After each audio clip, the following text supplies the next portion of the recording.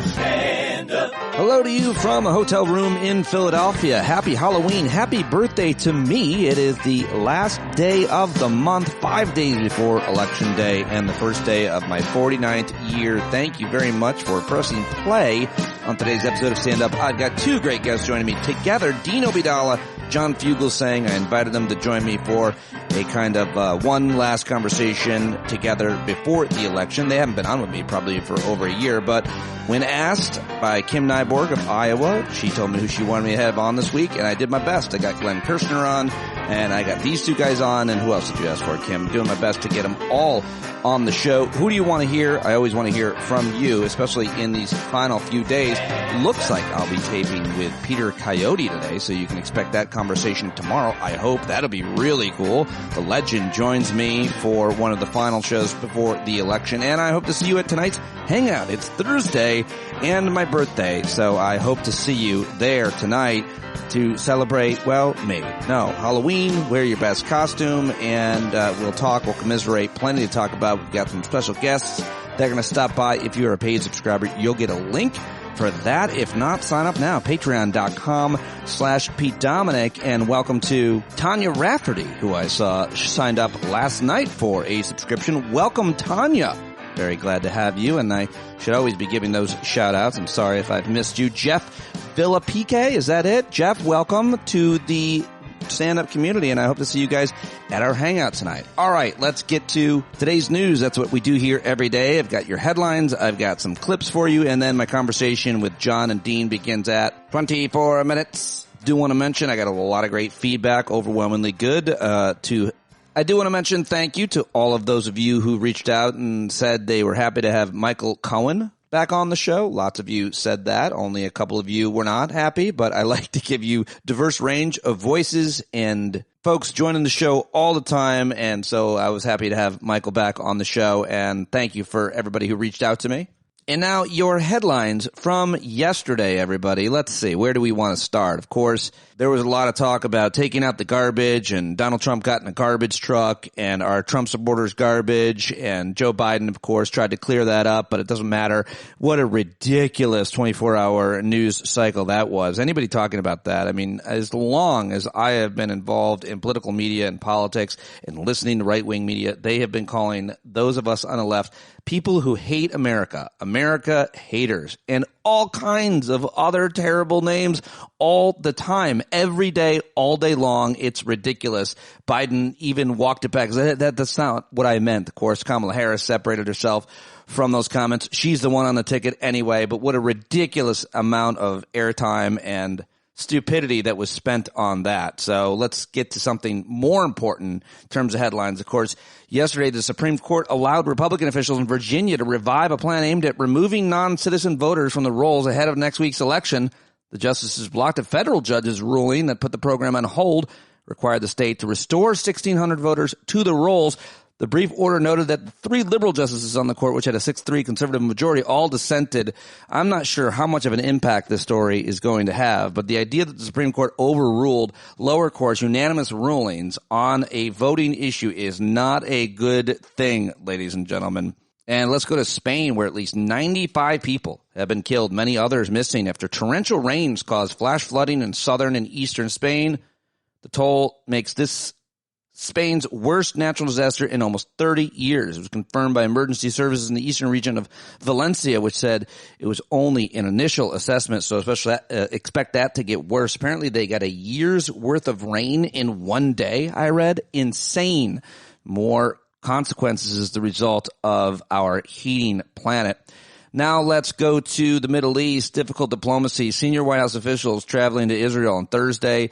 U.S. official and a source briefed on the matter told NBC News as the Biden administration intensifies efforts to end the conflicts in Lebanon and the Gaza Strip. The officials are expected to meet with Prime Minister Benjamin Netanyahu to discuss the possibility of a deal to end fighting in Lebanon. How many times have I read that headline? How many times has that not happened? I'm not sure what else we can possibly do to end the fighting in the Middle East or have any effect on it, it would seem. And in Syria, U.S. airstrikes hit several ISIS camps in the Syrian desert, killing up to 35 of the group's operatives. The United States Central Command said yesterday in a statement the strikes targeted multiple senior leaders in the early evening. The statement said there were no known civilian casualties, so we're always at war somewhere, aren't we, really? And I thought ISIS was over. Huh. Well, keep a close eye on this one. The man suspected of setting fires in the ballot drop boxes in Oregon and Washington State is an experienced metal worker and may have planned additional attacks. I hope we don't see much more of that, if any. This is a really brutal but important story out of Texas. A woman named Gisele Barnica is one of at least 2 pregnant Texas women who has died after doctors delayed emergency care. She told her husband that the medical team said it couldn't act until the fetal heartbeat had stopped. Just a terrible outcome of Texas's primitive, medieval abortion, anti-abortion laws. And a pig in Oregon has tested positive for the H5N1 bird flu virus, the Agriculture Department said Wednesday. It's the first time the virus has been detected in a pig in this country. Test results are pending for 2 other pigs found on this farm in Crook County, Oregon, according to USADA. And while 2 others tested negative, the pig that tested positive still hasn't shown signs of illness. But apparently that was a pretty big news story, and I don't want that spreading. No, thank you. Arnold Schwarzenegger made a rare presidential endorsement just 6 days before the election. The former Republican governor of California refused to vote for Donald Trump in 2016. Announced he will be voting for Kamala Harris and Tim Walz in the shocking endorsement. Why is it shocking? I don't really do endorsements, he said. I'm not shy about sharing my views, but I hate politics and I don't trust most politicians. All right. I should have done that in a Schwarzenegger accent impression, but I don't really do a very good one. I'm sorry. Get to the chopper. Vote for Kamala. I'm sorry. I'm sorry to your ears and that I would just wasted your time, but okay, well, there you go. You get the big coveted endorsement of Arnold Schwarzenegger. 250,000 plus subscribers have canceled on the Washington Post. 54 million Americans have already voted, and the economy is on fire, growing at 2.8% pace. The private job creation last month with 233,000, and gas prices have dropped across the country. So that's all good news. But even though the election hasn't happened, the disgraced former guy is already spreading false voter fraud claims in Pennsylvania, trying to lay the groundwork for his big lie to continue. Those are the headlines that I gathered for you tonight. I was at an event where historians Heather Cox Richardson and Joanne Freeman of Yale University, moderated by Jake Wood of Democracy First, in Philadelphia on Wednesday night. It was really interesting, and it was great to meet all of those people and be at that event. And I hope that I can Heather Cox Richardson is almost impossible to get an interview with, but maybe, who knows now. That's why I came down here to schmooze a little bit, to network a little bit, to be in person at an event, and to get my mind, I was going to say to get my mind off politics, but it's always on politics in this election, and it will be until she wins on Tuesday, and I finally take a little bit of a break. I hope. We'll see.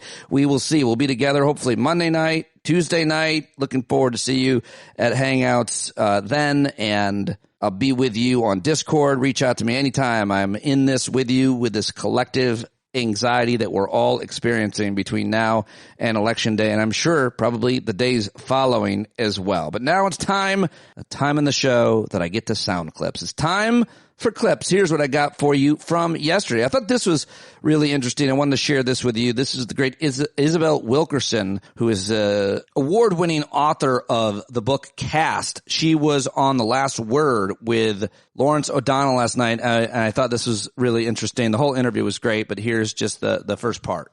This is such an important moment in our history, and I am wondering what we are seeing. And one thing I'm wondering is how, especially tonight with the contrast she drew in that speech, how can this person who's done everything right, everything that you ask someone to do growing up in this society, does her homework, goes to college, goes to law school, prosecutor, attorney general, senator, vice president, running against a convicted felon who is grotesquely and obviously incompetent, who cannot speak English in any accepted form, how can that be as close as it is? Why doesn't she have 90% of the vote? What are we missing here? Well, first of all, it's wonderful to be back here with you. Thank you.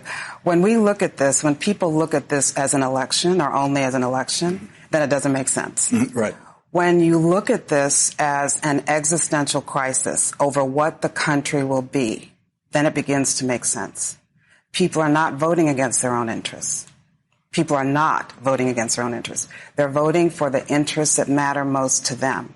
And for many, many, many Americans, as we saw on January 6th, this means maintaining their position at the very top of the American hierarchy, at the top of the American caste system, with all the rights and privileges that accrue to that.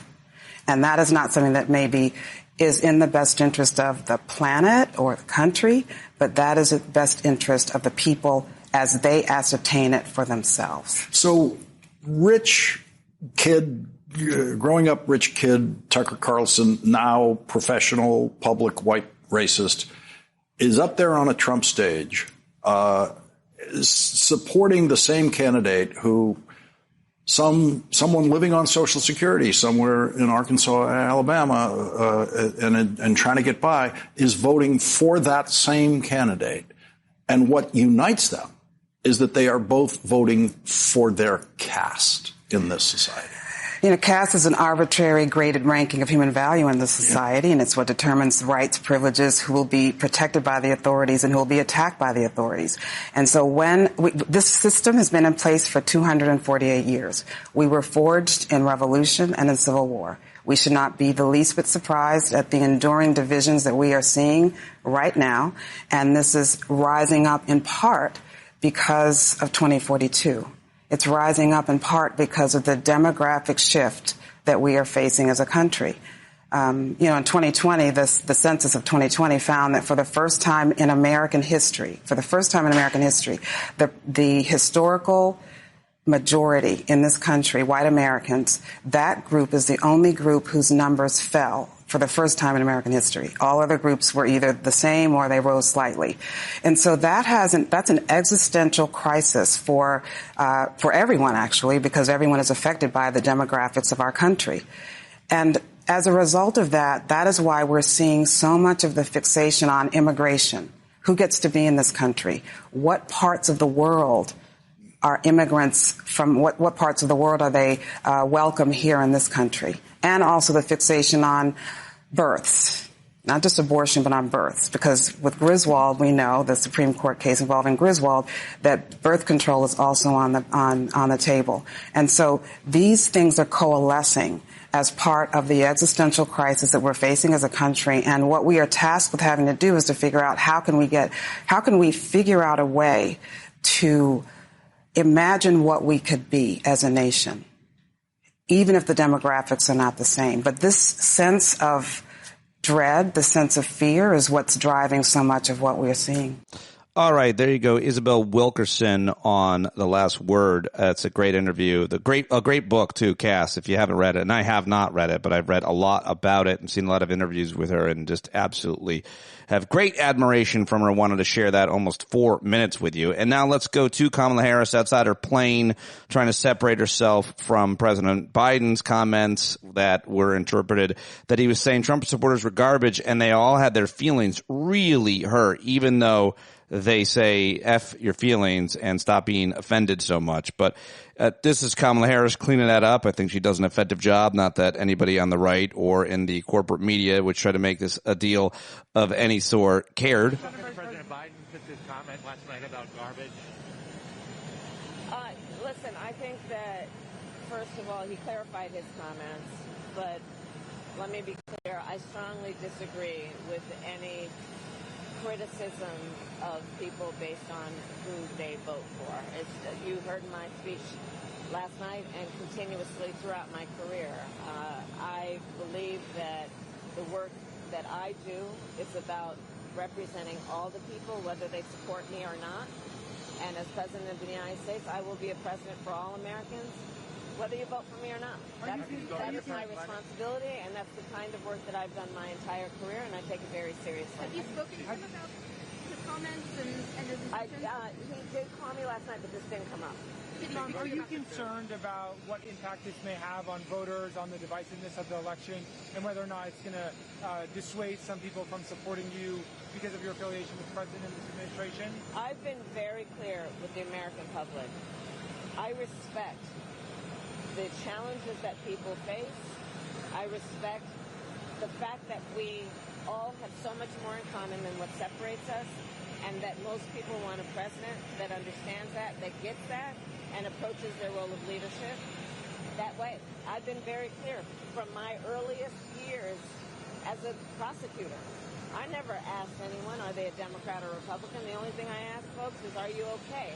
And that's the kind of president I will be. Yeah, I like that. Are you okay? Yeah, that's what I want my president to ask me, or any leader to ask me, my teacher, my principal, my mayor, the governor. Are you okay? I like it. I like it.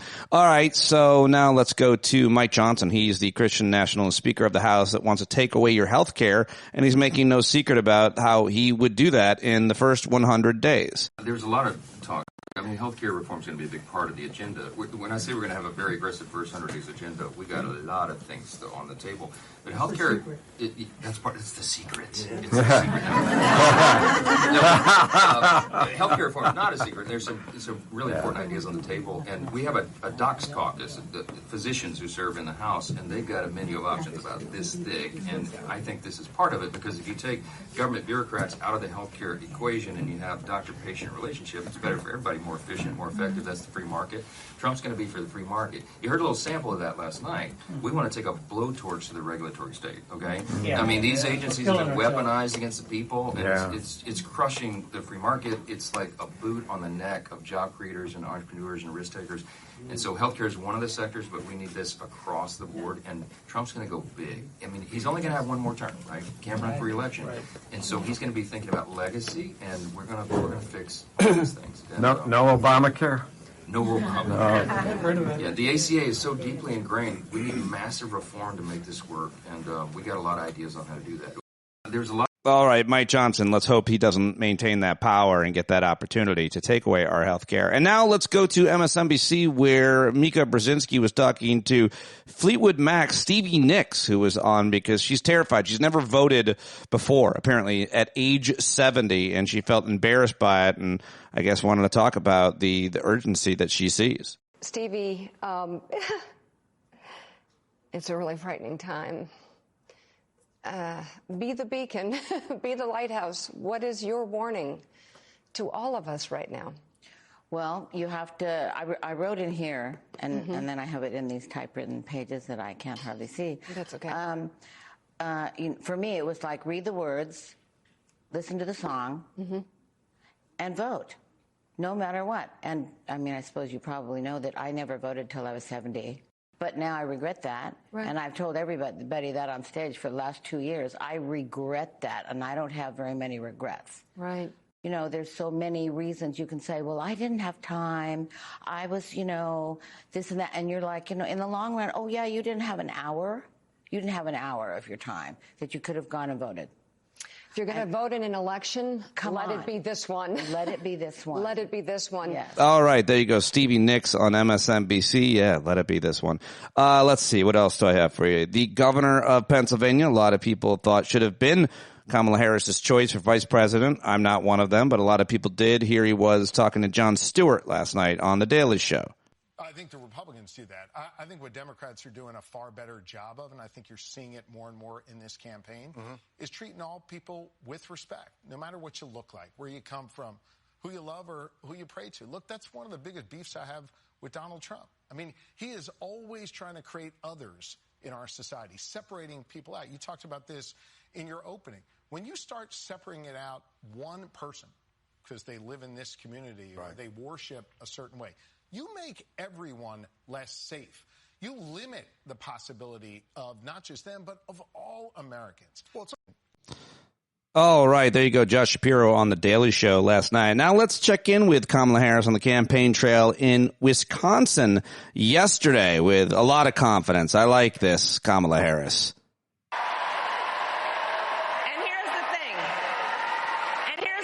We know who Donald Trump is. This is not someone who is thinking about how to make your life better. This is someone who is unstable,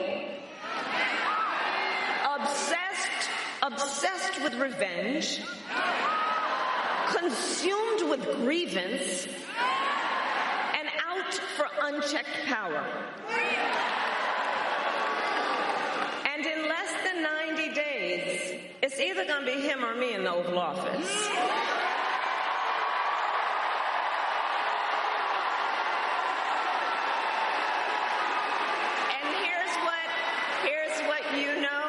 here's what we know. If he is elected, it's not going to happen, but if he were elected, on day one, Donald Trump would walk into that office with an enemies list.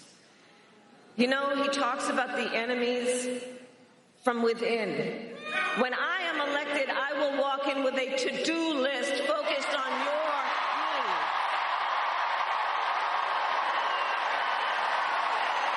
Yeah, there you go. I like it. I like it a lot. All right. I highly recommend you go see Jimmy Kimmel's 16-minute monologue last night. He was really on his A game. Here is the end of it, but I encourage you to watch the whole thing. It's the last 2 minutes or so. Those poor dummies on January 6th, they all went to prison because they believed him. And I get that politicians don't typically tell the truth. They exaggerate. But this is ridiculous. How could we have an election if whoever loses won't accept the results and think CBS should have its license revoked for an episode of 60 Minutes he didn't like, who sides with Russia over the CIA and sent COVID equipment to Putin at the height of the pandemic when Americans couldn't even get it? Not to mention the 34 felony convictions. Will he be president from jail? I mean, how do you see that working? Listen, politics in a lot of ways is like sports. You probably just root for the team your dad roots for. Maybe you've been a Republican your whole life. That's your team, and it feels wrong not to root for them or to vote for them. But this time around, you wouldn't be alone. You have a lot of company because hundreds of prominent Republicans, including dozens of members of his own administration, generals, senators, his own chief of staff. I mean, Dick Cheney is all believe he is unfit to be president. This has never happened before. And you know who else isn't voting for him? I'll tell you who. This guy, Mike Pence, his adoring, subservient vice president, said, I will not be endorsing Donald Trump this year. Who would have ever thunk it? I mean, it's like if milk turned on cookies. His own vice president. How much more do you need? But if you do need more, I suggest you watch that rally he had at Madison Square Garden or listen to all 3 hours of his interview with Joe Rogan, because most elections are about policy. This one is not. This is about sanity and security and democracy. You know, I saw a shirt the other day. It said, I support Trump because he pisses off the people who piss me off. And it's funny, and I get it. Sometimes it feels like no one has a sense of humor anymore. But is that really all we want for America, is to piss each other off? I don't want that. Anyway, if you made it this far, thank you for listening. And whoever wins, once the votes are counted, if Trump has more of those votes, we are going to accept that. Even if it doesn't go our way, we won't like it, but we'll accept it because that's how it has to go. We vote, we count the votes. And then we accept the outcome of the election, I think is what he was going to say. I don't know. That clip cut off. Anyway, I thought it was great. I like Kimmel a lot. I've learned to like him a lot more as he's evolved and matured, and I just think he's really funny. I think the show's very funny. So there you go. All right, now it's time to get to my guests. You know them, you love them, you requested them. John Fugelsang and Dean Obeidallah, of course, host the 6 to 9 and 9 to midnight slots on SiriusXM's Progress channel. They are old friends of mine. I brought them into SiriusXM. They used to sub-host for me, be guests on my show, and then eventually got their own shows. And I'm really, really proud of both of them and the work that they've done, the dedication that they've had to it, and they remain good friends and supporters of mine, and it's always great to get together with both of them. So let's do it right now. You can follow Dean, follow John. You know how to. You probably already support them, but everything about them in the show notes, and that's it. I'm going to bring the boys on right now. Let's do it. Dean Obeidallah, John Fugelsang. Let's go. And we are here with both John and Dean, as promised, because there was a request before the election. Is there any way you could get John and Dean on together? And they both immediately said yes to me when I asked them, and I'm so happy to have you here. John, Dean, welcome back. It's great to have the three of us together just days before. This is on your OnlyFans account, right? That's what we're doing this on? Yeah, this is my OnlyFans, but there's just partial nudity. So let's be clear. I was led to understand that we were on a show with Watergate legend John Dean. So I think I share the disappointment of all your listeners right now. But I'll try to be as sexy as Mr. Dean does as he brings it when we can. Who is one of the bigger gets you have gotten for the show and to say in the last year? Let's go to Dean first. Who's somebody that you were, excited to get on the show and to interview? Wow, is that you got a call? Maybe you should take that, Pete, because you don't get too many calls.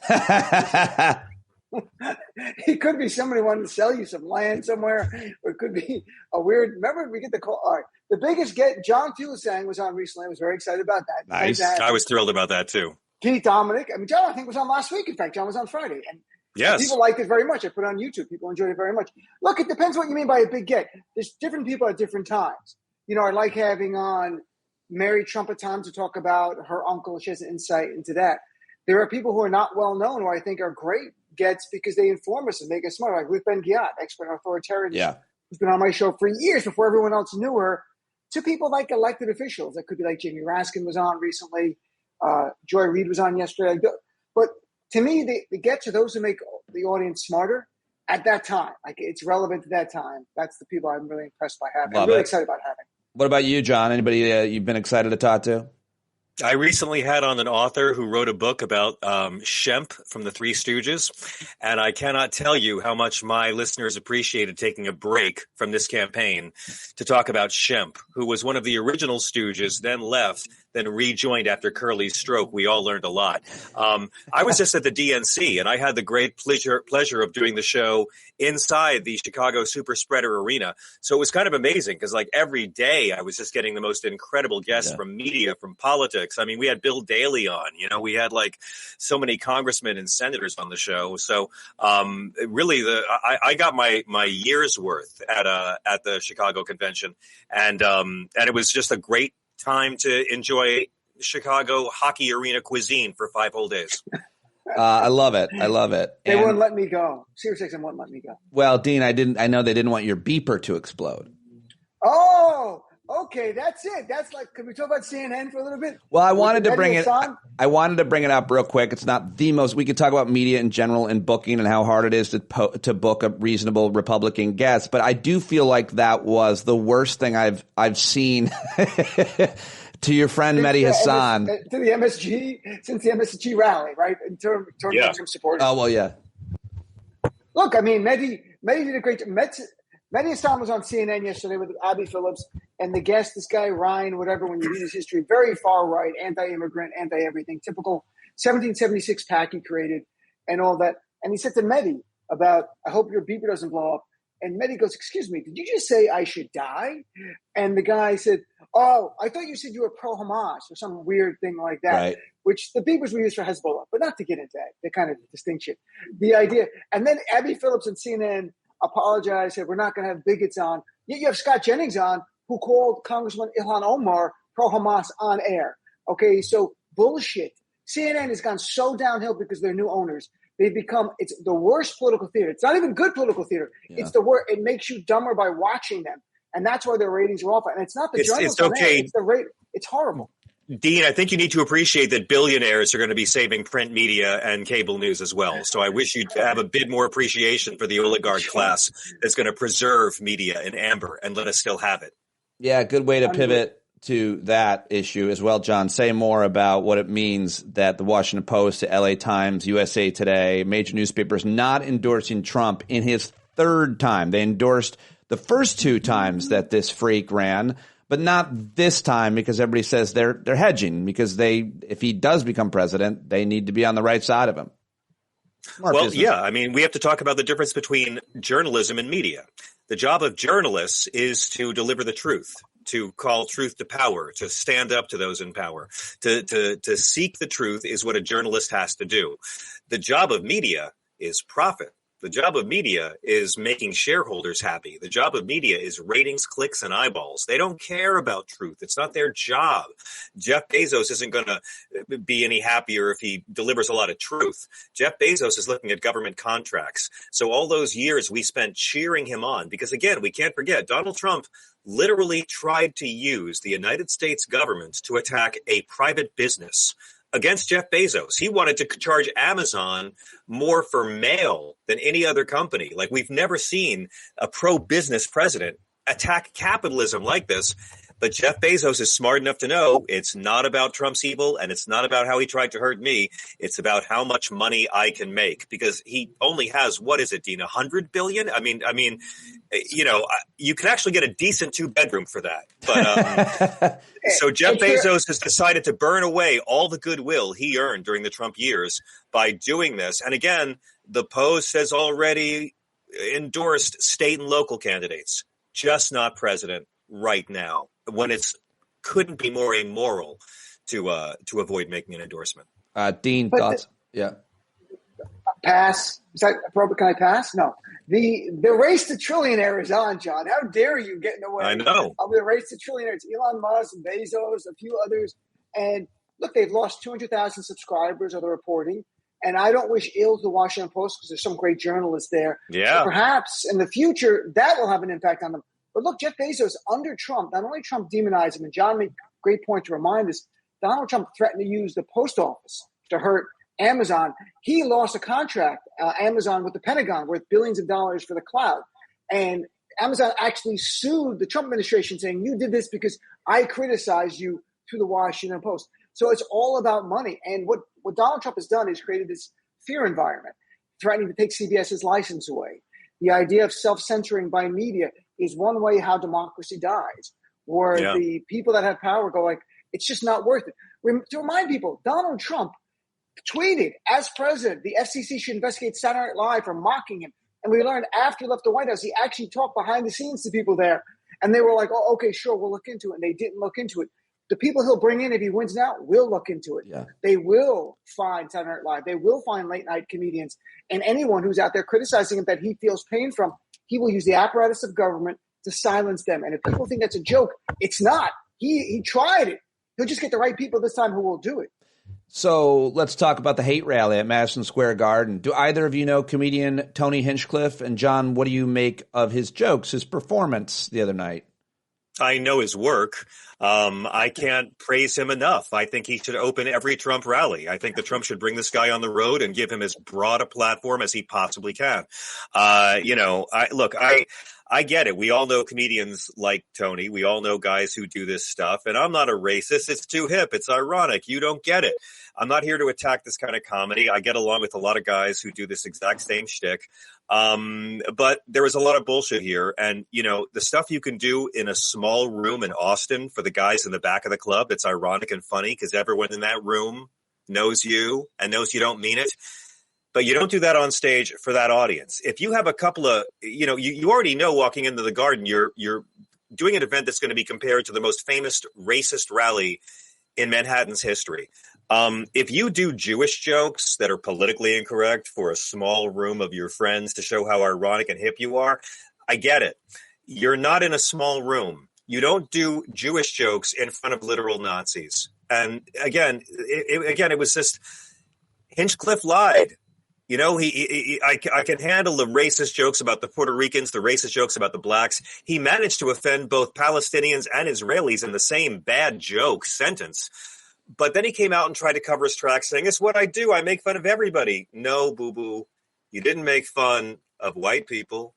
You didn't make fun of conservative people. You didn't make fun of Donald Trump. You didn't make fun of yourself. All you did was go after marginalized groups of minorities, and punching down doesn't work in comedy or in Christianity. So I think he was the perfect performer to do that. It was the grand finale of the Trump campaign. And I'm just humbled to think that maybe, just maybe, a comedian may have affected the outcome of a presidential race, because by the time he was done, you had not just Jennifer Lopez endorsing, not just Bad Bunny, not just Mark Antony, not just Ricky Martin. You had freaking Geraldo Rivera cutting Trump loose and calling them all racist. I had Geraldo on my show in 2017, and I couldn't get him to criticize Trump for anything. Wow. Finally, Jerry's off the bus. So I have nothing but praise. I like when these guys stop pretending to be Christians, when they stop pretending to be patriots, when they stop pretending to be good men. I think Donald Trump found an opener worthy of him. Oh, very well said. I bet Rob Schneider's furious somewhere. Let's go to somebody who definitely does not know what works in comedy. Dean, what did you think? Yes. First of all, I love how the Trump campaign is framing it like it was open mic night at the Garden. Like, we didn't know. People just went on stage and started saying stuff. It's not like we invited them or vetted them or put their stuff up in the teleprompter. It was open mic night. People saying things. Look, as a comedian, we've all been booked to perform for groups. And if it's not a comedy club, but an actual performance, you cater your material to that audience. So Way to the room. They're going to like racist stuff, anti-Semitic stuff, anti-Black, anti-Puerto Rican stuff. He said Puerto Rico is an island of garbage floating. Donald Trump has been saying for days, America's a garbage can, letting in brown immigrants. He's just extending the riff of Donald Trump. And at the end, raising his voice like it's a joke. And then, and the Latinos are coming in with children, and they're going to have more babies. That was a good joke. When? It was always a terrible joke. Terrible joke. In the 1950s, like in the 1950s, they did that in like Don Rickles type of act. He tried to equate ejaculating with immigrating. It was a terrible joke. Yeah. And I love how Jon Stewart, not to get into it, I think he was being ironic when he goes, I really find this guy funny. He's really funny. Look, he played the room, and people should listen to the clips where the crowd laughed and cheered. Not at every joke, but many. The Jewish joke, they don't want to let go of paper, and he pretended to have money. Crowd went crazy. They loved that. That was just vileness. We know that. No speakers denounced it afterwards. Donald Trump still has not denounced it. And we know they took out him calling Harris a C word from the text, which means everything else was approved. Yep. The watermelon thing, you could tell that was an ad lib. But the racism stuff, the anti-Palestinian, anti-Jewish, and anti-Puerto Rican stuff, that was vetted and loaded into a teleprompter by the campaign. So what will you guys be doing on election night? How are you feeling just a few days before, John? I've already voted, so I'll be sitting in a room in LA working on my book because my rewrites are due by Christmas and for sale on Amazon right now. So I'll be in a panic. But election night itself, I'll be live on SiriusXM from 9 to midnight Eastern, and we will be, celebrating that we finally reached the day that Donald Trump gets to declare he won before the votes are counted. Because that's all it is. The only thing we're going to know on Election Day is that Donald Trump will announce he won before the votes are counted. And the day after Election Day, Joe Biden gets to start going full Bullworth. That's it. That's all we know. But What does that mean? What does that mean, Joe Biden going full? I want to believe that Joe Biden has got a laundry list of things he wants to executive order that he's been sitting on since the end of July when he did the toughest thing I've ever seen a politician do and dropped out of this race. I want to believe that Joe Biden has a long list of stuff he's going to do as a lame duck once the votes are all counted, and it can't hurt Vice President Harris. I want to believe that Joe Biden has got plans to make a big impact before he leaves, maybe using some of that brand new presidential immunity the Trump Supreme Court gave him. Dean, I don't think he's going to do what John says, and I hope that he does. Oh, I can dream. A boy can dream. What? Really? I hope you're. I don't think he will either. He's a Democrat, but I want to dream. First of all, Pete, can I just mention that Pete's being extremely thoughtful today, which is unnerving to me. I like when you're like a puppy dog and you need attention, you're needy like me, and here you are just sitting back going, John, I have to disagree with John. Like, this is NPR now? I can even syndicate to NPR. What is going on? I don't know. It's a matter of it might be slightly a matter of 3 mics and virtual and me not jumping in and being a dick all the time. But I'm not. I'm trying to. Unnerving. I don't like this at all. I like election night. I'm going to be hanging out with Pete Dominic, like it or not. We're going to be hanging out. Look. If Trump wins, some people are going to Canada. I'm going someplace safer, New Jersey. Nobody's coming to Jersey to find me. I'm going to live in Newark or Bayonne. Find me. Good luck. I think election night, like John, I'll be doing my show, and then we'll be staying up late, everybody watching it, although we probably won't have the results. But exactly as John says, Donald Trump will declare victory, and he will try to Maduro it in Venezuela. The difference is Maduro was in power and able to stay in it. Trump is out of power. So the real question is going to be, will there be pockets of violence? Will we see big violence? Will be more than pockets of violence? January 6th. Does Donald Trump use violence to try to negotiate a pardon for himself? Which to me, he wants to stay. He doesn't want to die in jail, right? That's a bigger overarching thing that's going on here. He's facing death in prison. And if he can negotiate something with Biden, I'm not saying Biden's going to do it, but to get a pardon for the federal stuff and the state stuff, time it fades away on its own, whatever it's going to be, he doesn't want to go to jail and die in a prison cell. Right. Remember that, everyone. That's his number one priority. Winning is how you do that. If he loses, then he needs violence to negotiate that. That's what he could I also think. just declare victory and die in a country with no extradition treaty and vast luxury, which is, I think, more likely than him ever dying in jail. But Dean makes an excellent point, as he always does. This is not an election really on who's going to be president. It's the ultimate reality show election. You get to vote on what show you want to watch the next 4 years. Do you want to watch a shitty rerun that you already sat through for 4 dreary seasons, or do you want to see a brand new show? Because you're voting for Donald Trump to either go to the White House, or you're voting for you to get 3 brand new true crime bingeable courtroom miniseries starring Donald Trump next year. I mean, I would much rather watch 3 true crime court series with Donald Trump on my TV, and I can't wait for them to begin. I mean, it's amazing. Like, this guy began his campaign when I was raising a toddler while my country elected one. Donald Trump's evil paid for my child to go to Manhattan preschool. That man paid for my kid to go to Manhattan preschool. Yeah. And now, guys, next year, my child is going to start 8th grade and Donald Trump's going to start prison. So it's so beautiful how far we've all come. I struggle a lot with this idea that character does not matter. I think about it a lot, most recently after John Kelly, of course, a Marine, former chief of staff, and a guy who lost his own son in a war, came out and said that Trump is a fascist and everything else that he said. And people just, they don't care. They don't care that Trump is a horrible guy.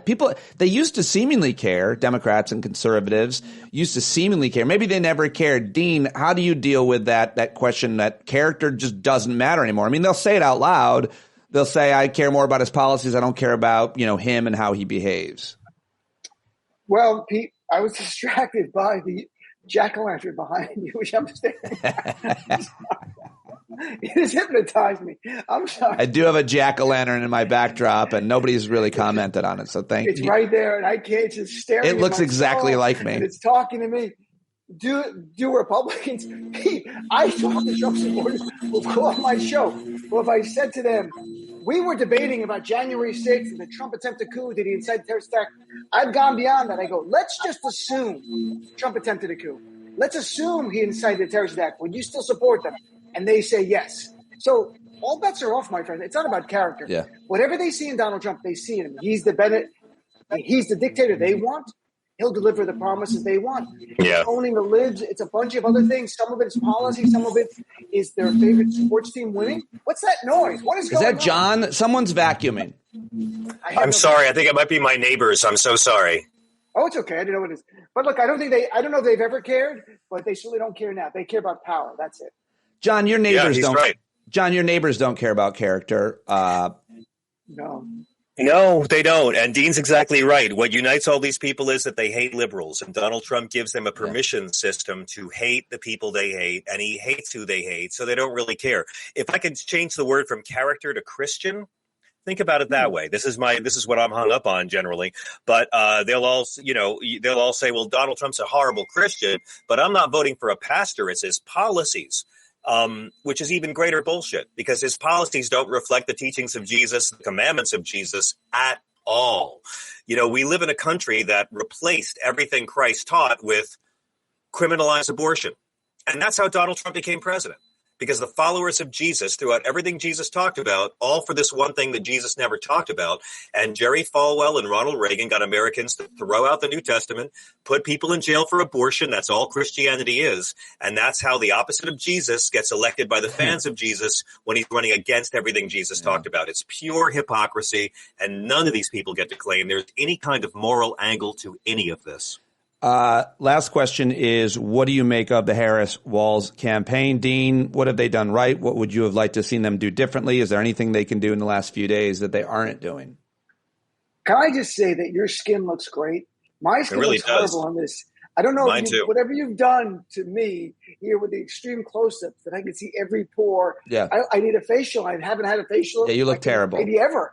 I don't filter look envy. I don't know what filter you're using. Well, anybody. Your head looks great. Anybody looks great next to John. I mean, John's a very handsome guy with great hair and bone structure, but I mean, he's always very pasty. So. Right. Thank you. Thanks. And he's got the 80s backwards baseball cap on today. Wow. So it's like my parents. It's like my parents are here belittling my appearance. It's so warm. Thank you. I'm not lying. You look good. We're jealous. Would you stop it? Look at Pete. I don't know if I'm talking to him or a jack-o'-lantern. I mean, this whole conversation, I'm distracted. I don't know where to make eye contact. Yeah, I'm with Dean. That thing's creeping me out. It looks like Nancy Mace is in the house. I'm sorry. It's scary. It looks very good. Look, Harris Walls, what's remarkable, she's only been candidate since the end of July. I mean, formally August for the DNC, but the end of July. This is a remarkable campaign. And some people really don't know her well. And that's the truth. They didn't have the primaries to watch her and learn a lot about her. But they're motivated by the fear of Trump. I think the reproductive freedom issue is the winner for her. I think we all know that. Like if she wins, it'll be women's vote. So far in early voting, for what it's worth, I just looked at it last night, women are outpacing men by more than 10 points. That's the same margin in 2020. If that continues, it is very likely that Vice President Harris wins because of women. It's actually breaking for her more than Biden. She's neck and neck on white women now. Trump won white women by 7 points in 2020. They're neck and neck. And she's winning black and brown women and Asian women by huge numbers. So if that continues to stay, so she's doing what she can do. I mean, the rally with Beyonce was so important because it was about one issue, reproductive freedom. And that, to me, what wins this election. Trump's laundry list of grievances, racism, bigotry, and sexism. It has a base, but she wins, I think, because of the issue that touches women's lives. It's not personal. I mean, it's not political. It's personal. You're forcing women against their will to carry a fetus to term. It's barbarism. We're fighting barbarism. John, what would you say about the Harris campaign, what they've done right or wrong? Add anything? I just want to correct Dean. Donald Trump only won white women who are dead inside. That was the group he won, white women who are dead inside. I think what I'd like to see from this campaign is more Tim Walz on TV. Boy, I wish we'd had a lot more Tim Walz on the TV shows. But also what I want to see is for her to go really bold on policy. You know, Donald Trump talks about this stuff he's never going to do. He was never going to build a medieval wall, taking land away from Americans with eminent domain across our border. He just talks big shit. He's not going to deport 11 million people. Can you imagine what would happen if you deported 11 million? It's like half of our agricultural workforce. A salad would cost $75. That probably wouldn't affect a lot of MAGA voters, but still, it would be expensive to get a salad. So Kamala Harris comes out 2 weeks ago for Medicare covering elder care. Yeah. And it's like the most brilliant thing I've ever heard. Yeah. And the media barely touched on it. Yeah. Like, it's such a big, bold policy that so many of us with aging parents who've lost our parents can relate to. Just last week, you know what Joe Biden did last week? We had his FTC brought up the cancel button, where you can cancel any subscription easily by just clicking a button. So it's not going to be hard. You don't have to find an 800 number anymore. Like, a huge win for consumers. They're also announced they're going to crack down on AI bot reviews on consumer purchase sites where it's just bots saying this product's great and you can't tell. Real policies that might not seem big that actually, what's that word I'm looking for, help the lives of non-millionaires. This same week, last week, Biden came out and said the Affordable Care Act should cover contraception, and Biden ended the week by becoming the first government official in history to apologize to the Native Americans for anything. It was such a huge week of good government that helps people's lives, and the media barely touched on it. Yeah. Media barely mentioned anything Biden did. So while I want to hear Kamala Harris go big on policy proposals that would turn people on to show up and vote, I mean, look at Florida. So many people are going to show up because abortion and decriminalized weed are on the ballot. I no longer have any faith that our corporate media would report any major policy proposals that might get people to vote. That's Again, why the Democrats are smart. They're not trying to get people off the fence. They're just trying to get people off the couch to be enthused to vote. Which is why people should be listening to you two and me when I have you here. Dean, yes. John, this was awesome. No, I got to let you go. Can we do it again shortly after the election? After the election. Awesome. Thanks, guys. Thank you. Thanks, Pete. Good seeing you, my friend. Thanks, Pete. Nice, John. Nice seeing you. Thanks, creepy jack-o'-lantern in the background.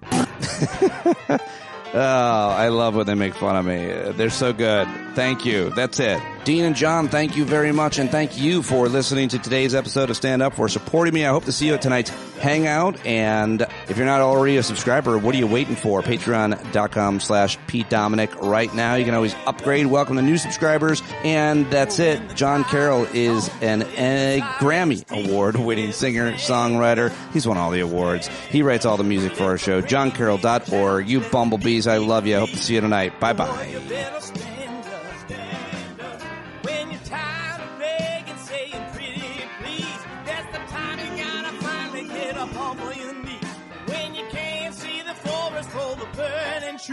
you got to stand up.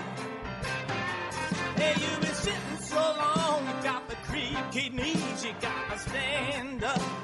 Stand up. I think you're driving wheels been leaking grease.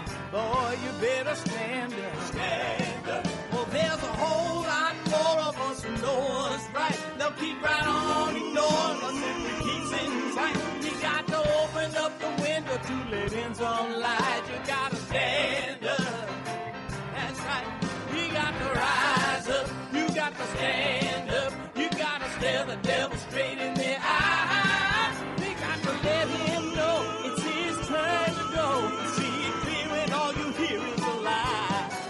So get up off of your butt, get down off of your fence. Even if it ain't a very friendly audience, well, they'll begin to listen when you start making sense. And you stand up. Stand up. No need to point your rifle to defend your town. Just stand up. Stand up.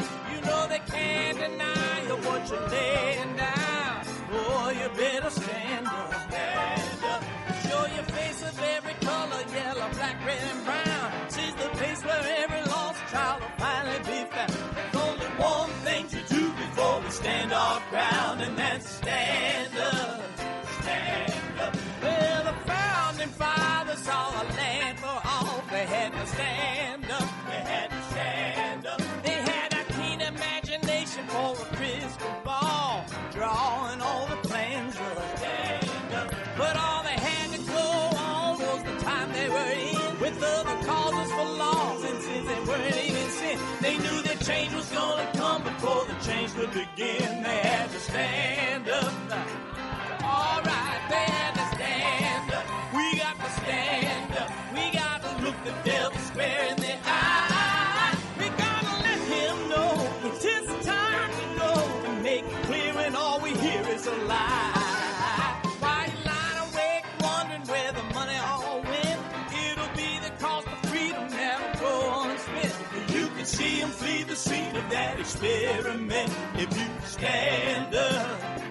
All right, we got to speak up, we got to reach up, and raise your voice in every way you know how. Don't be toes up, you got to show up. Ain't no better time to do it but now. No need to pledge allegiance to no wanton tribe. Rise up, show obedience to the voice inside, and listen well and it'll tell you not to run and hide. It says stand up.